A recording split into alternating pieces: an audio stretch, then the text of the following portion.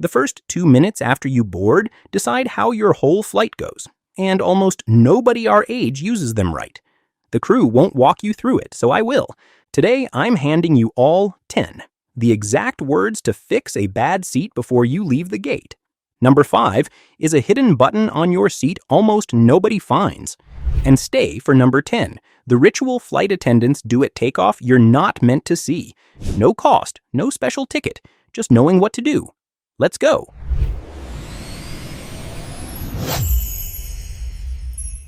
Number 1.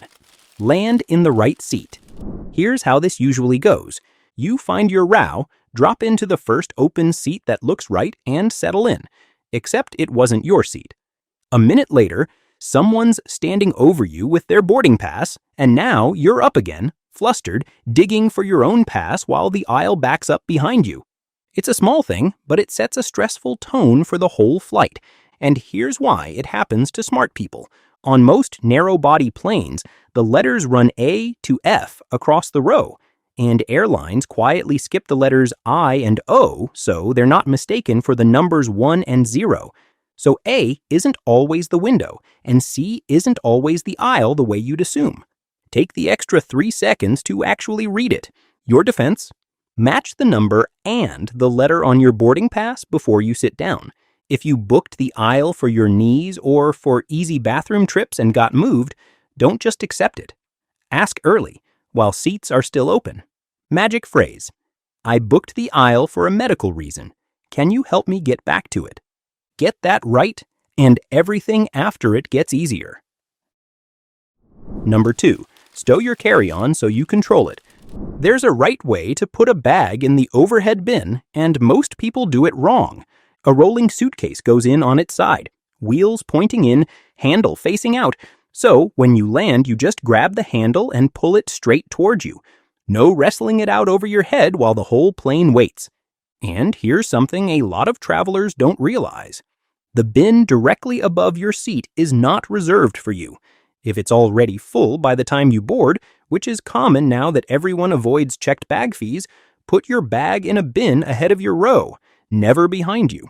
A bag stored behind your seat means standing and waiting for every single passenger behind you to get off before you can even go back and grab it. Your defense: load the bag wheels in, handle out, in a bin at or ahead of your row. Keep your medications, phone, glasses, and documents in the bag under the seat in front of you, never up in the overhead where you can't reach them. Magic phrase: the bin above me is full. Is there space toward the front you'd recommend? That covers your bag. Now, let's get your seat sorted before the door closes. Number 3. Test drive your seat. Before you get too comfortable, give your seat a quick test drive. Check that the entertainment screen turns on, the USB port actually charges, the outlet under the seat has power, and that your seat reclines the way it should. This matters more than it sounds. Once you're in the air, a broken seat is your problem for the next several hours.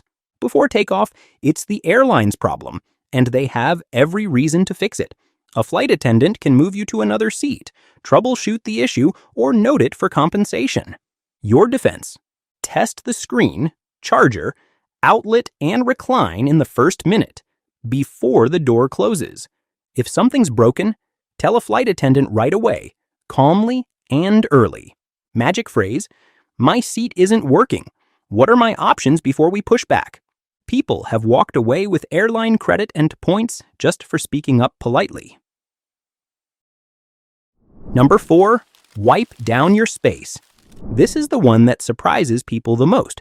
A widely cited travel hygiene study swabbed dozens of surfaces and found the tray table carries several times more bacteria than the lavatory flush button. Read that again. The tray table you eat off of is dirtier than the toilet button. The reason is simple. Cleaning crews on a quick turnaround rarely have time to wipe down every tray table between flights, so they just don't. For those of us who don't bounce back from a bug as fast as we used to, this is worth 30 seconds. Your defense: give the tray table, armrests, seatbelt buckle, and screen a quick pass with a sanitizing wipe. Sanitizing wipes don't count as a liquid.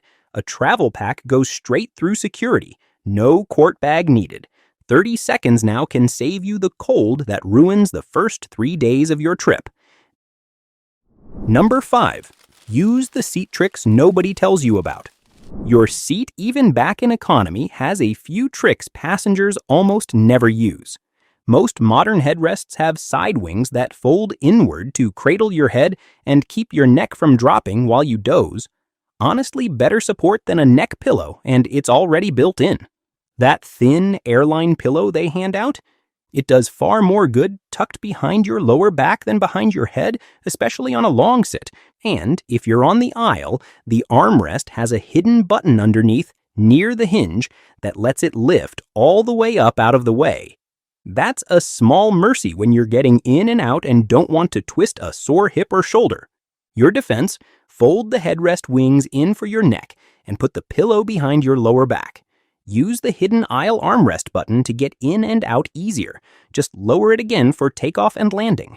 Little comforts, and every one of them is free. Quick one. Which of these first 5 have you never actually done? Drop the number in the comments and grab my free Senior Flyers Rights and Perks card, the perks you can ask for and the exact words to say. It's linked right below in the description.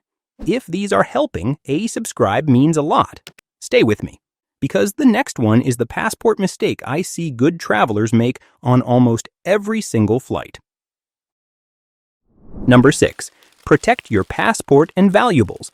Now here's the move that matters most, and the one I see good travelers get wrong on almost every flight. You very likely walked onto this plane with your passport in your hand. Whatever you do, do not tuck it into the seat back pocket. That pocket is exactly how passports get left behind. And here's the part people don't know. Once you step off the plane, you often are not allowed back on to retrieve something you forgot. It's also a favorite target for the in-flight theft that's been quietly rising worldwide. Your passport, your wallet, your phone, those stay on your body, not in an open pocket a stranger can reach while you sleep. Your defense. Keep your passport, wallet, and phone in a zipped inside pocket or an anti-theft travel vest. Reachable, but out of sight. Do a quick pocket pat before you leave your seat at the end. Passport, phone, glasses, wallet. Magic phrase, I need to report a theft before we land. Can you document it? Keep the important things on you, and you never have that sinking feeling at the gate. Number 7, count the rows to your exit. A pilot once told me a habit that I now can't stop doing, and you probably won't either. As soon as he sits down, he counts the number of seat rows between him and the nearest exit, in both directions.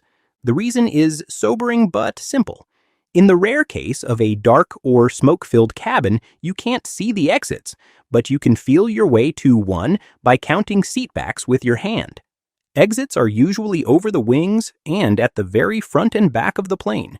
It takes 10 seconds, and you will almost certainly never need it. Your defense. The moment you settle in, find your 2 nearest exits and count the rows to each. Note which direction is closer. It may not be the way you came in. You'll probably never use it. That's exactly why it's worth doing anyway. Number 8. Read the card. Check for the vest.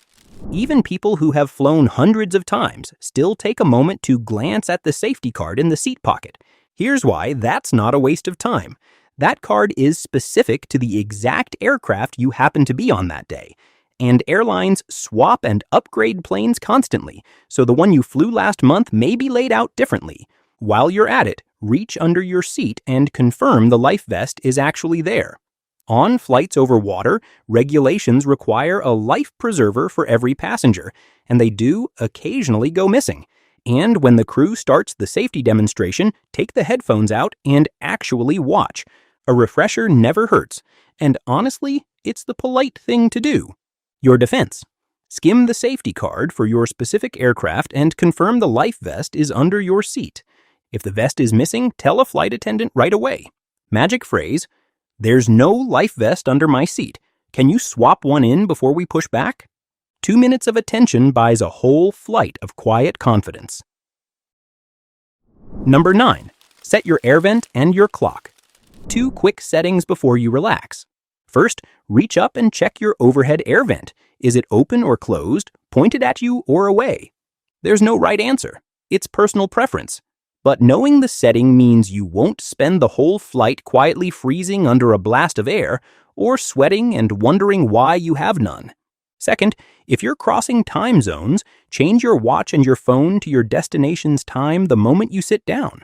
Sleep researchers note that resetting your clock right at boarding is the first real signal to your body that a new schedule is coming.